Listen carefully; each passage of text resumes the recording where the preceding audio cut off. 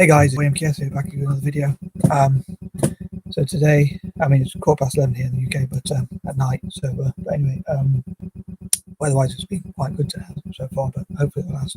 Apparently we got a thunderstorm on the way, but hopefully it won't come, but it will eventually. But anyway, so for this video I want to talk about, and for these, it's one of my usual three-part lists or whatever.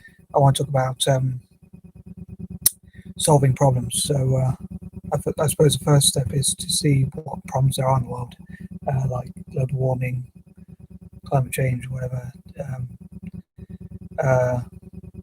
illnesses, sicknesses, diseases, and things like terrorism, which is a threat to tourism, and that sort of thing. And look at the problems that are facing the world, especially as I'm focusing on Asia, like the problems that are facing Asia, like Asians around the world with discrimination and other such problems. Being blamed for coronavirus wrongly or rightly, or whatever. I suppose they do say it came from a lab in China or something like that. So, anywho, as far as I'm aware, all the evidence points to that. But anyway, it's probably the time to bring people from Asia together, and Pan-Asianism is probably more apt now than it has been for a long time, yeah, if not for since the beginning of time. Anyway, so anyway, I'm going to try and get on with the list. So, number one, again, I hope to address problems that are plaguing the world, whether that's Asia or Africa or Europe or the Americas or Australasia or wherever else, and address those things. Obviously, the first step, as they say in Alcoholics Anonymous, apparently. I've never been an alcoholic, funny enough, mad as I am, so I wouldn't completely know, but I do know they say first step is to admit that you have a problem. So first step is to acknowledge problems that are facing the world.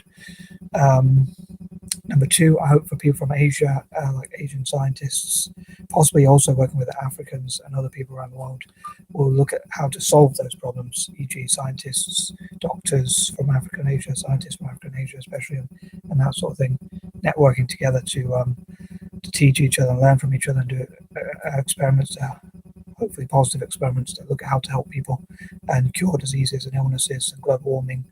And I suppose a lot of people have the stereotype that Africans are stupid or lazy or whatever. Stupid, people call them stupid or lazy or thick or dumb or whatever other things, similarly to what they say about dyslexic people, neurodiverse people, strange enough. But anyway, I think that it would be great for people from Asia and Africa to network together, like as I say, especially doctors and scientists, and to educate each other and experiment together, and fund each other's research and things like that, and network and talk about each other's findings, share findings with each other, and just generally network together to solve problems like diseases, global warming, terrorism, or any other problems that they can. And not just scientists, but scientists would be part of obviously solving disease and things like that. And also like businesses can network together to solve problems as well, and maybe like fund, like some businesses can fund part of these projects to which would look at how to make the world a better place and tackle climate change and slash global warming and diseases and illnesses, and look at how they can fund research into it and solving such problems, and funding scientists and doctors and so forth, and like Asian scientists and doctors can train Africans, and Africans can train each other, and Asians can train each other as well, and also train people like what I call the four generally, like people from what I call the four generally, like Aborigines, Maoris, Native or Indigenous Americans, and train them to also look at how they can solve these problems. Number three, just generally, I'd love to hear what people think about what you think are the main problems facing the world, and what you think the solutions are, and network together again in the comment section, like discussing and debating different solutions to these problems. Also, like, not always so serious as I often say, like, but sometimes with the football stuff, like as an Italian football fan, looking at how to solve problems facing Italian football as well, and also using football for good to solve problems.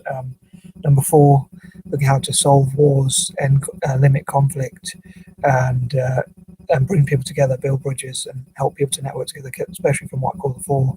But again, like how scientists around the world can work together to solve problems, and again, especially people from Africa and Asia, and people who have something in common, like people who are colonized and things like that. Um, like I talked about the Chindia Partnership, and again, scientists from Chindia Partnership and other Asian partnerships, the Malaysian, Indian, Indonesia, and Singapore, and also other nations in Asia as well, collaborate to solve problems, as I say, what I've been talking about, whether that's wars, violence, crime, terrorism, global warming, or any other such problems. Number five, I suppose, again, there has to be a problem before there's a solution, unfortunately. So um, hopefully each problem will be an opportunity, as Jack Ma says. Each problem, we should look at problems as opportunities, not just negative things. Obviously, they can feel negative and they can be negative, but they can also be opportunities that if we solve those problems, we can, like businesses can make money from it, and we can look at how to make the world a better place by solving those problems. Um, Number six, again, hope for people from those groups to talk about, and also people from Ireland as well, and other groups that want sport can work together to solve problems, and again, have football matches, soccer games, whatever you call them, depending on where you are in the world. Maybe like Serie A and the MLS, and Asian football academies, again, like playing football on YouTube in the future, and like using that any funds from people watching the games and having charity football matches or games and penalty shootouts, and things like that to fundraise to solve problems around the world. Number seven, again, I'm a great believer that collaborating, we can work together. Like, no matter how hard someone works, if one person works, even if technically they're like a robot and can work 24 hours a day, they can still, even if we gave them that and said they could work 24 hours, which I don't believe anyone can do, because you need to sleep eventually and you need to eat and do other things. Most likely you won't be working while you're doing those things. So depending on what your classes work, they might be able to think for that long, but you won't be able to, even thinking for 24 hours would probably be hard. But even if you create a robot to work for 24 hours, to do what one human being could do in 24 hours, you still, if you've got two people working 12 hours a day, they could do the same amount of work as that person, as that robot. Or whatever.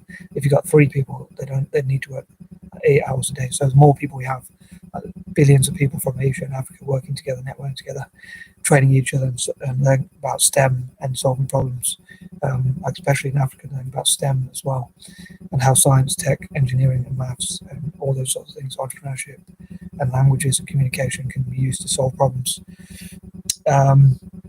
Number eight, and also possibly listening to different spiritual religious groups about what think, and also just generally people, what are the best ways each different people think, or different organisations or group think are the best ways to solve problems. I think you know what I mean. But, number eight, again, that networking together to solve problems of hatred and violence and anger and division and prejudice and things like that, white supremacy or things like that, or and that sort of thing, extremism, tackling extremism or violence or law breaking or that sort of thing. Number nine, I hope for people to like share ideas on either on paper or online or wherever else possible, about how to solve problems, and maybe even like make organizations that can help people to copyright their ideas as well, more easily. Number 10, again, hope to support young people around the world and to solve problems facing young people, youth, unemployment, and again, collaborating to share ideas and help people in slums and the poorest 10% people in all possible nations, people from slums and orphanages and that sort of thing, and any other disadvantaged group, and how older people can teach younger people from their experience. But also, also in many ways, I'm sure older people can learn from younger people as well. As ever, I'd love to know. Excuse me. As ever, I'd love to know what you think, and please don't hold back any feedback.